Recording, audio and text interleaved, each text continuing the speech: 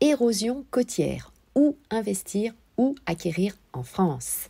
Bonjour à toutes, bonjour à tous, ici Sophie Vergès, je vous souhaite la bienvenue sur ce nouvel épisode de la saison 2, c'est l'épisode E43, sur justement où investir, où acquérir avec l'érosion côtière. Et oui, en effet, c'est très important pour vous de regarder l'environnement. C'est vrai que c'est toujours très agréable d'investir, notamment au bord de mer, mais vous le savez, avec le réchauffement climatique, eh bien, le littoral s'érode de plus en plus. Le réchauffement climatique et bien sûr la pression humaine. Et donc, eh bien, nous allons parler de cela. C'est très important pour vous ou l'emplacement, c'est la règle de base évidemment de l'investissement immobilier. Alors, nous allons aborder l'article de l'immobilier lefigaro.fr. Donc, vous pourrez retrouver bien sûr le reste des informations sur le site internet. Je vous invite évidemment à lire cet article et nous allons garder pour nous, en tant qu'investisseurs, les éléments essentiels de cet article, puisque vous savez que j'aime bien les résumer assez rapidement, puisque l'objet, c'est de vous faire gagner du temps évidemment. Alors, le gouvernement a publié sur le site internet Légifrance, Legifrance. Je vous invite bien sûr à aller télécharger tous les codes civils, de l'urbanisme, etc. aussi, et d'aller regarder régulièrement ce site sur les différentes lois et réglementations, puisque vous le savez, ce site est régulièrement mis à jour. Alors, je reprends donc, le gouvernement a publié sur ce site, donc Légifrance, le nom des 126 communes qui auront l'obligation de s'adapter en priorité à l'érosion du littoral, aggravée, comme je viens de vous le dire en préambule, par donc le réchauffement climatique et la pression humaine.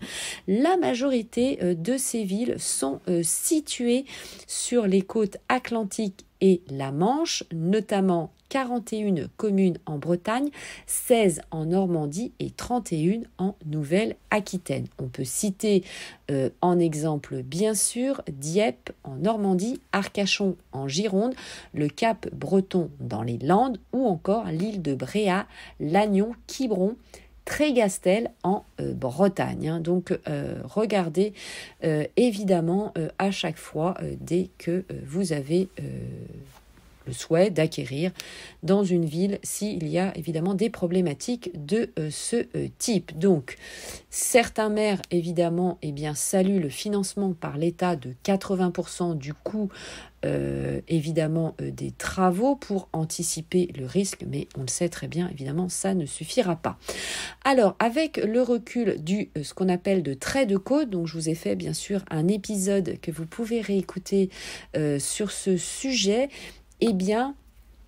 Ce trait de côte donc concerne 1/5 du littoral français hors la Guyane, selon l'indicateur national de l'érosion côtière. Donc la loi climat et résilience prévoit des nouvelles dispositions pour ces communes en première ligne face à la montée de niveau de la mer et à la multiplication des tempêtes et des submersions marines. Donc les maires devront absolument réaliser des cartes de risque de recul du littoral à 30 ans et à 100 ans, cartes qui serviront de base à de nouvelles règles d'aménagement du territoire, allant jusqu'à des interdictions de construire.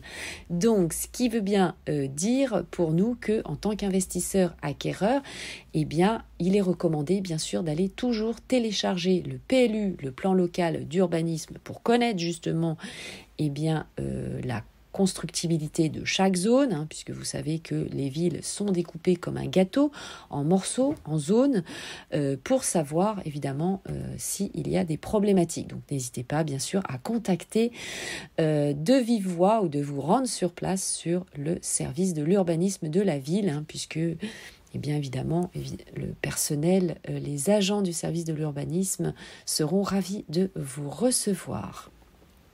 Donc, dans les zones exposées à l'horizon de 30 ans, les nouvelles constructions seront interdites, avec des exceptions bien sûr, pour l'extension de bâtiments existants ou l'installation de services publics et de nouvelles activités économiques nécessitant la proximité immédiate de la mer. Dans les zones à l'horizon de 100 ans, elles resteront constructibles avec à terme une obligation de démolition quand la menace se rapprochera. Donc vous voyez, il faut regarder tous ces points de vigilance. Alors, pour permettre aux autorités locales de lancer ce nouvel aménagement du territoire, une ordonnance a été publiée début avril 2022 précisant les moyens d'acquisition par les pouvoirs publics de biens menacés et pour créer un nouveau type de bail octroyé par l'État ou les communes pour des terrains, des locaux commerciaux ou encore des parcs de loisirs dans la bande concernée, notamment des bails de 12 à 99 ans avec résiliation anticipée en fonction de l'érosion. Alors évidemment, il y a une vigilance de la part de Madame Élodie Martini-Cousti de l'ONG France Nature Environnement qui nous dit que ces 126 communes sont prioritaires, sont ridicules, puisque en fait 864 communes seraient menacées, donc selon des chiffres officiels, et donc seraient plus particulièrement vulnérables aux submersions marines, phénomènes d'inondation temporaire des zones côtières par la mer, notamment lors de tempêtes, qui vont augmenter avec la hausse du niveau de la mer provoquée par le réchauffement climatique. Et donc 1,5 million d'habitants vivent dans ces zones inondables littorales. Donc évidemment, attention à l'emplacement, vous l'avez bien compris.